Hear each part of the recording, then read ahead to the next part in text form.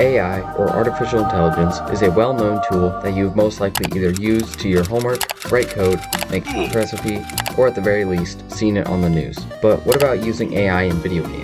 Well, today I'm going to build my own AI to beat Super Mario Bros.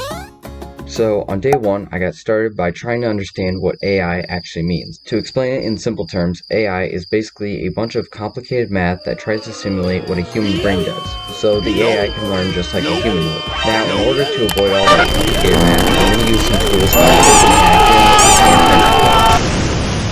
So on day 2, after doing some cool hackerman coding, debugging, and installing the compatible versions, I got everything working. Finally, on day 3, it was time to get started by coding the AI, which I decided, for starters, I would make an AI to complete this basic cart and pull exercise to make sure the AI was set up correctly. The goal of this exercise is to balance the pull on top by moving the cart on the bottom. I started by giving the AI the ability to make inputs, but so far the inputs are completely random, so the AI is not very good at balancing. After that, I gave the AI the ability to see the angle of the pull, so based off that information, the AI can learn to balance the pull. Soon after training the AI model, the AI was able to balance the pull completely and on its own without any need for my intervention. For day 4, I started work on the Mario AI by installing more programs like the Gym Mario so that the AI could play Super Mario Bros. Not before running into compatibility errors with the gyms and TensorFlow. This all took some time as I'd never really learned how to use Python completely. Plus, a lot of the tutorials about making the Mario AI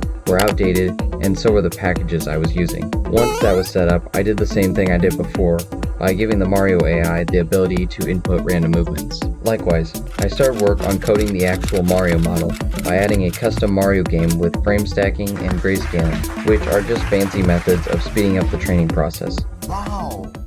I also allowed the AI model to save to my computer because training the AI to play Mario is a lot more complicated than the cart and pull exercise. In conclusion, the last AI only took 15 minutes to train, whereas this one could take anywhere between 20 and 80 hours to train. Unfortunately, my computer is basically a potato.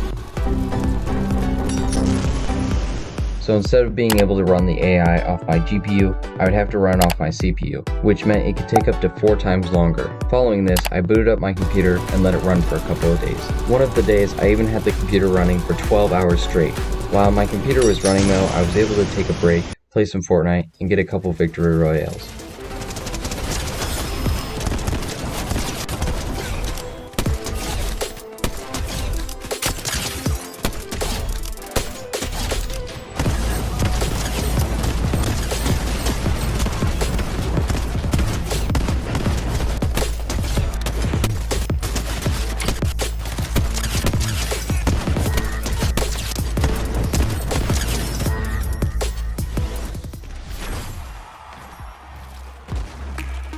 Worst of all, when I checked on the AI after 3 days, the AI had barely made any progress.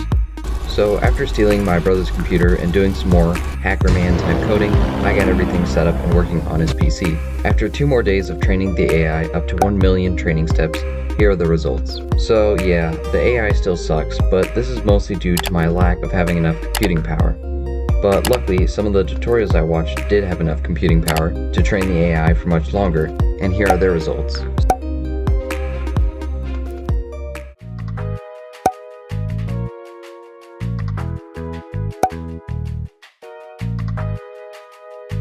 So in the end, this was an interesting project where I learned a lot about making my own AI. Despite this fact though, AI is still a very powerful tool, if done correctly, and the only thing really holding it back is computing power. Anyways, thanks for watching my bad videos.